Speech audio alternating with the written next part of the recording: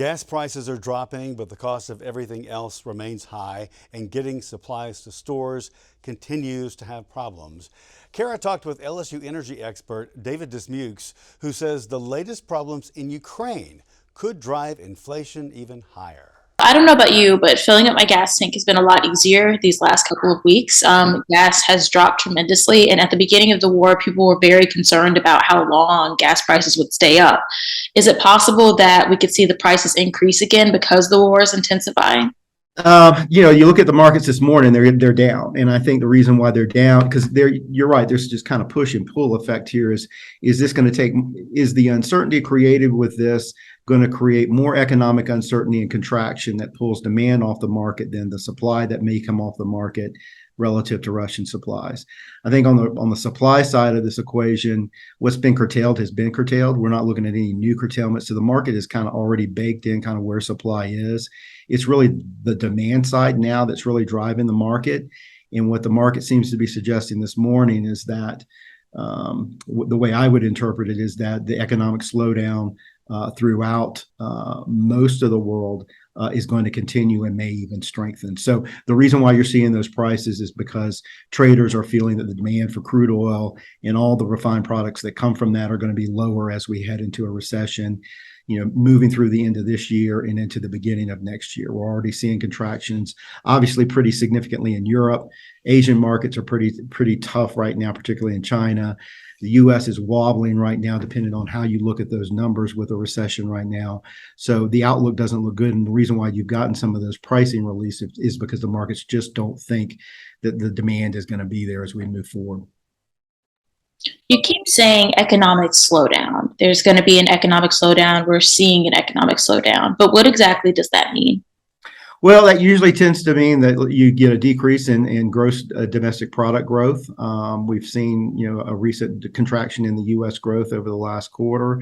You're going to see that happen, I think, in other developed economies as well as we move through the rest of this year and into next year, particularly in Europe, who are facing much higher energy prices than anything that we're seeing right now.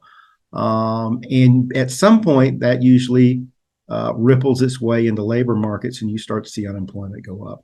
One of the things that, when I say cooling and easing on this, is that we've yet to see, a significant impact on the economic slowdown in those labor markets. And labor markets continue to be pretty strong in the sense that unemployment rates have not gone up; they've held relatively constant, and people are still employed. The problem that we have now is inflation is very high, and it's increasing at rates that are outpacing real wage growth, which means for most people, they're worse off today than they were, say, several months ago. Yeah, inflation I know is definitely hitting people hard, particularly at the grocery store and, retail. Those things are it's been really difficult for people to just buy everyday things. And I know that I've asked you this question several times in the past, but is there any glimmer of hope in the future that we could see our prices dip back down to, things we recognize? Well, that's the goal of the Federal Reserve Bank right now. And that's one of the things they're trying to do is increase interest rates to cool down some of this demand such that price levels go down and things become more affordable.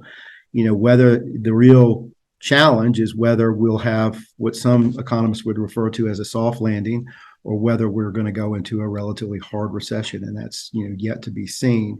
I will say this: if you kind of look at economic history, it's very hard to orchestrate a soft landing, and it's rarely the case that the Federal Reserve Bank is able to do something like that. It's much more difficult than one might imagine. So we'll just have to see where things progress as we move forward. I don't personally see a lot of these inflationary pressures getting alleviated anytime soon.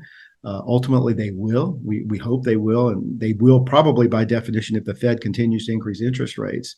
But you've got so much backlog in terms of how manufactured goods and the high input prices that they've paid in inventory that are going to have to work their way out.